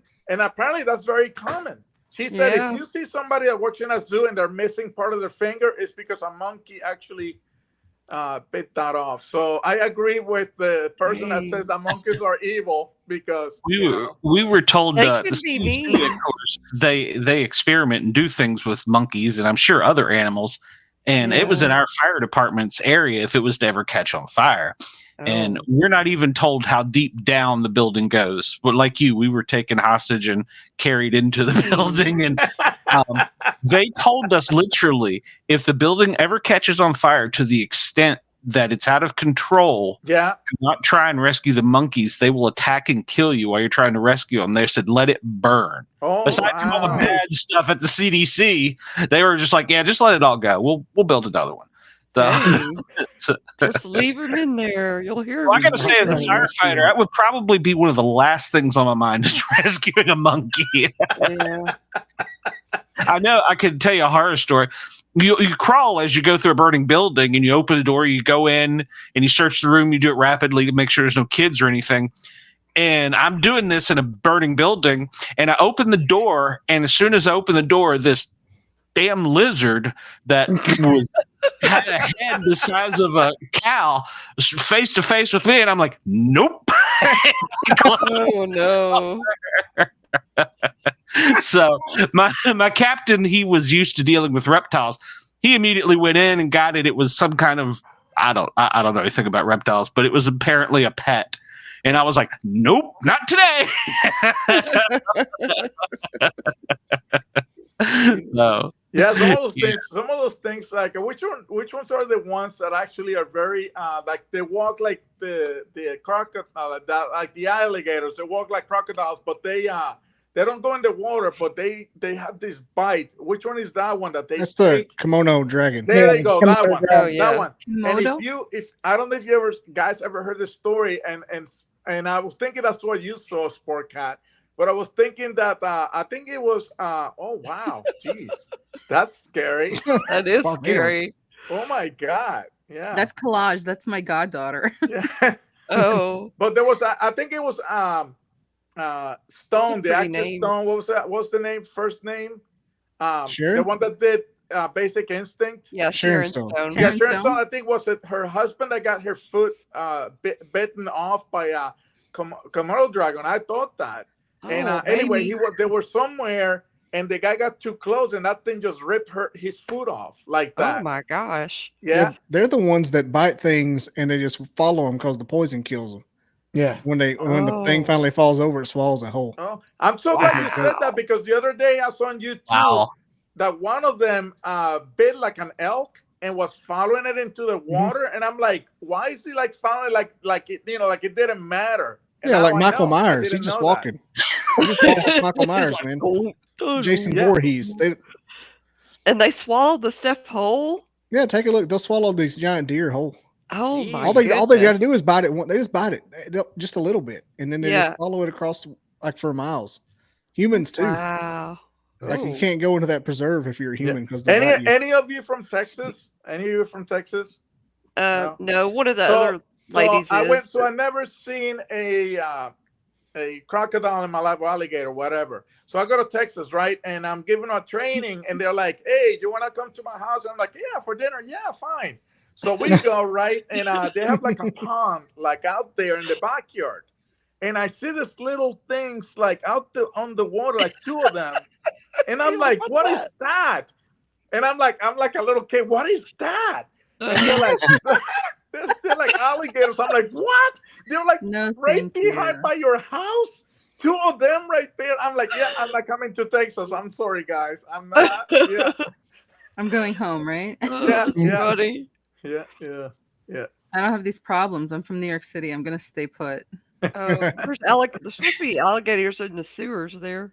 Yeah. No. But I wanted to, before I go, I wanted to No. talk to you guys about and the reason I came to the show was to talk about that Bigfoot sighting in Colorado. Oh yeah. Which Wait, I read a Isaac, lot you've seen about. Bigfoot? The train one? Yeah, the train one. Yeah.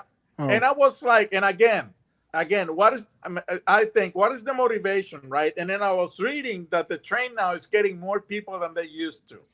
Mm-hmm. So now I'm like, okay, so, and the train says they claim they didn't do it. And that they had nothing to do with us, but now they're selling out. So yeah, so the issue that I have is like, okay, the train had a motivation to do it, and that's the problem when that I don't like to think about debunking things, because they had a commercial gain from that. Mm-hmm. So then I'm like, now it makes me doubt. I'm like, did they plan it and so and all that, and I'm like, but if it was real, I'm like, I've been to New Mexico, and it almost looks like that, like what I saw. And it's really rough to get up there. I mean, it's really rough. And then I was reading about the topography of that place where they saw it. And they said that it's very remote, that it's really hard to get up there.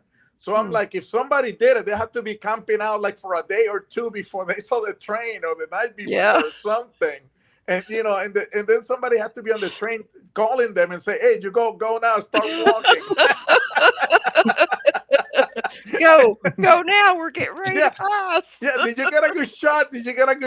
Ah, okay, I'm gonna sit down now. Okay, did you get that? That was my point. It just casually just sat down and looked at the train. I was like, right? That's shady to me. Yeah, but the thing that mystified me about that is like it looked just like the vegetation around him, like that's what they do. Yeah, the skin and what have you. I'm like, so I'm 50-50 on it. How do you guys feel about it? Well, I'm my not rule of sold. thumb is if I know a Bigfoot video is fake if there's a Bigfoot in it, and so that's how. That's not true. Yeah, that's how you know if there's like a plain picture. If it was a blob, it would be the real thing.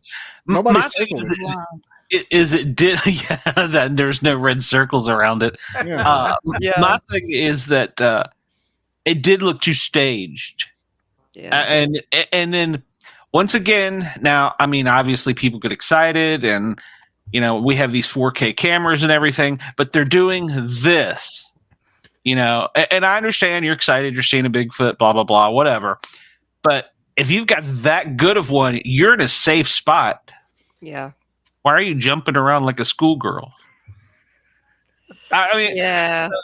that was my thought on it. Yeah. Yeah, and then you say, and this is what I love about this group. You see how we're analyzing and we're like coming with this own stuff. Like like I didn't think about that. I didn't think about the camera. I didn't think about that. But it's almost like a think tank that we have going on here, and I love that. Yeah. Yeah. Wendell, I haven't seen that video, that one. I haven't seen that video, the either. tunnel. I have not seen that one. I have not seen that video. Wow, so you're still watching? We got to watch that tonight. Yeah, I Yeah. wonder. So what does it show? Does it show that Bigfoot also? That other Is he video? peeking around the corner? I've learned my lesson watching videos that Wendell recommended. Yeah, I got my tickets right here. Yeah. Fool me once, shame on you. Fool me twice, shame on me. Yeah, I'm not watching Wendell recommended videos. close. I guess. That's a It's valid like a point. Greta Garbo sighting. She's just like showing her face for her fans for a moment. Yeah. No, I'm not Yeah. sold on this video. I'm not No. sold on it either. No, yeah. Especially if So, it's so I synced. think if we take a vote right now from the group, I think the group will say it's fake. I think. Well, Yeah. Yeah. my vote, I think is fake. What do you guys say? Fake. No, I think it's fake. Yeah. It's staged. Yeah. Yeah. I'm going with fake. Yeah. Yeah. He was standing there waving, says. It's like, hey, like, hey, would you like some beef jerky? The cameras Hey, didn't clip guys. out or anything. If the cameras would have clipped out at some point, maybe. Yeah. But I actually read that before that happened, like the year before, that train company staged a UFO sighting as well. Oh, really? Like, yeah, but I haven't heard anything else. But I did read that somewhere. oh, It's to sell tickets then. There we go. yeah, Yeah, it's I Travel mean- across country, see all the cryptids, see the aliens. definitely fake. I would double check that, but I definitely did hear it.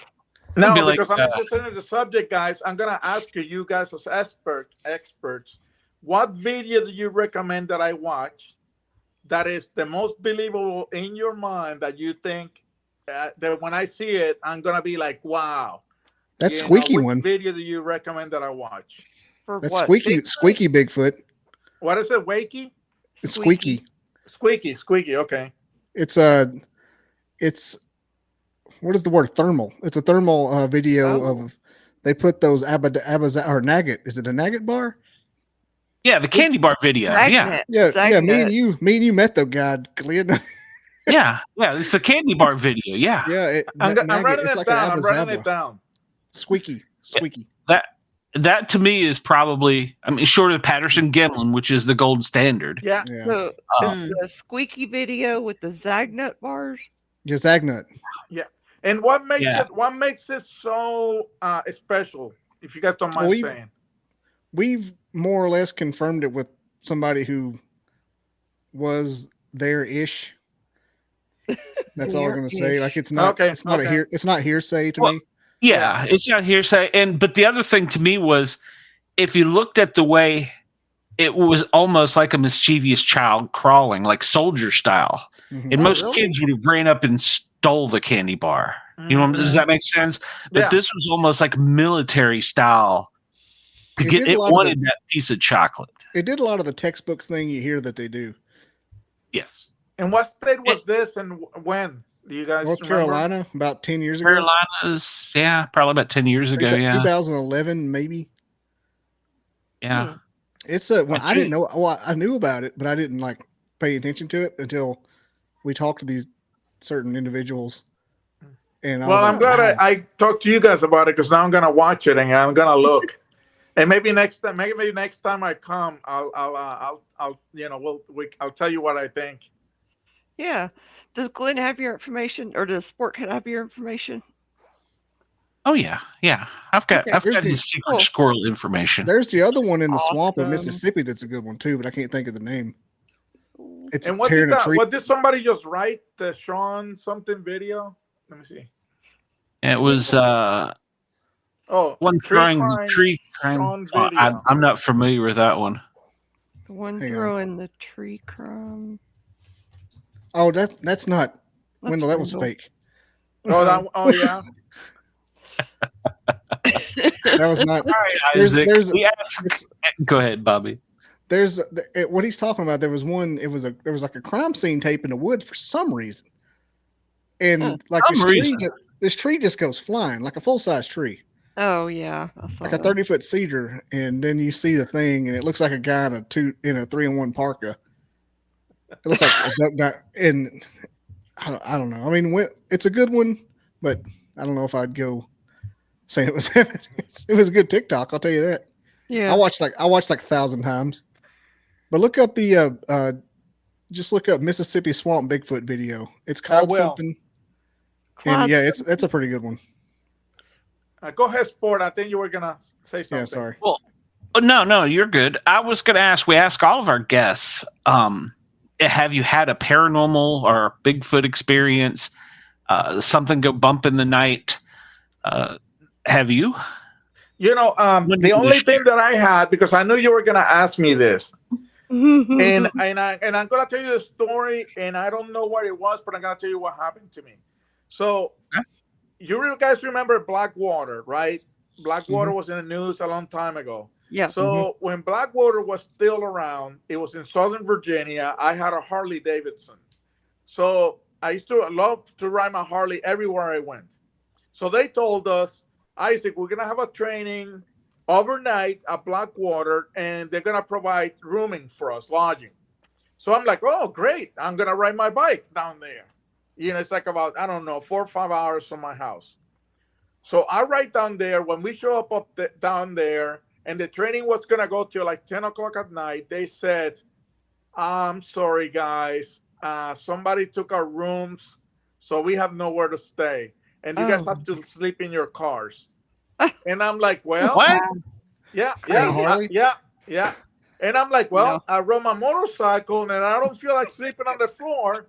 So I'm like, so I started calling around, and this was before iPhones and all that. It was the flip phones. Yeah. And I started calling around, and there was a bed and breakfast right outside Blackwater, like in the little town there. But Blackwater, at the time, they had no lights, nothing at all. Okay, no street lights, nothing. But it was like kind of like a little full moon, not a full moon, but kind of like you can see a little. So I'm like, okay. So I called the B&B, and they're like, yeah, we have a room. Come. And I'm like, okay, I'm gonna come after the training. Blah blah blah. And then I get on my motorcycle, and the guys tell me, my colleagues said, you're crazy, man. You're crazy. It's dark out there. You're riding out there. And I'm like, hey, I'm not gonna sleep on the floor, guys. I'm sorry. So anyway, so I get on my motorcycle at 9:30. I start riding, and I'm going, just going, and all of a sudden I hear this ruffling in the bushes, and something comes out and starts galloping right beside me, a big animal. I don't know if it was a bear. I couldn't see. I thought it was a bear. And and you can hear, and I'm riding my motorcycle, and now my hands are sweating. I'm freaking out. My breath, I'm like breathing hard. I'm like, I have no idea what to do. I'm just riding, and this thing is riding beside me. And I could hear going, oh, like that, right? No. And I'm like, okay, I'm gonna die here, and they're gonna find me till like tomorrow or whatever. So I'm like, God, tell me what to do, because I have no idea. So I started accelerating, right? I'm going like 35, and I start accelerating, going like 40, 45. And this thing starts running faster. Oh my God. Like that. And I'm like, I'm done. And then I'm like, okay, so I'm just going to go faster. So then I started going faster. And then when I passed 55, then I think it got tired of running and then just jumped back into the woods. Oh my goodness, that's probably a dog man. Yeah, that's what I was going to say. It's a dog man. I was thinking too, actually. Yeah. Yeah, and I'm like, if it was a bear, if it was a mama bear, I don't know why it didn't kick me out of the bike, whatever. Was it a youngster that just wanted to like play with me? To this day, I have no idea what it was. I think it was a bear, but you guys have seen all kinds of stuff, whatever. I cannot tell you it was a bear. It was a big thing running beside me, and I just cannot tell you what it was. I have no idea what the top speed of a bear is, but I wouldn't. I don't think it runs the thing. Yeah, I don't either. And the thing that makes me think even more about that is, if you run a Harley, most Harleys have a really distinctive sound, and you could hear it over the Harley. Yeah. That's pretty impressive. Yeah, and it was really loud. On it. Because and one of the things, remember listening, and my Harley had after pipes, it wasn't that like quiet, it was loud. The straight pipes, I had the straight pipes, and it was you had a like helmet that. on too, right? Yeah, I'm sorry. You had a helmet on too, right? Oh yeah, I had a helmet too. Yeah, but my helmet didn't cover my ears though. It was one of those, Yeah. Oh, it was the open face. Yeah, open face. Yeah. Yeah, so that has been my only experience with what I think was something weird. To me, it was probably black bear, but I'm like, what is my black bear doing up so late? What is it doing up so late? I vote dog man. Yeah, I think I'm going with dog man. That would be mine. Yeah. Yeah, that would be mine. And then just to finish the story. So the next day I go back and I tell the story, and they're like, "You're nuts. That was a dream. You dreamt it. Not a dream." And then because I'm always joking, they're like, "You're full of it. Nobody believes you.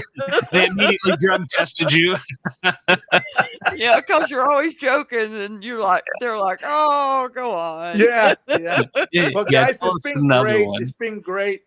I'm so glad Marcel invited me. It's been great I'm glad hanging she out with you invited you guys for this too. hour. I really It appreciate was a great it. show. Now, Isaac, tell everybody where they can find your book, where they can find you. I know you like to be a secret squirrel about some things, but tell us what you can about it. Yeah, so my name is Isaac Betancourt, Betancourt. If you look at Amazon, you can see my name. It says Time Unwanted, and Time Unwanted, The Final Touch. Okay. I published that one, and then so that was my first book, and I kind of left a little cliffhanger just to see what people will tell me, and people wrote to me and says, you have to write another one. So then I wrote another one. But just so you guys know, as writers, if you ever think about writing, I'm gonna tell you the depressive part first, and then the exciting part second. Okay. So first, the depressive part is not less than 1% of writers make it big. Yeah.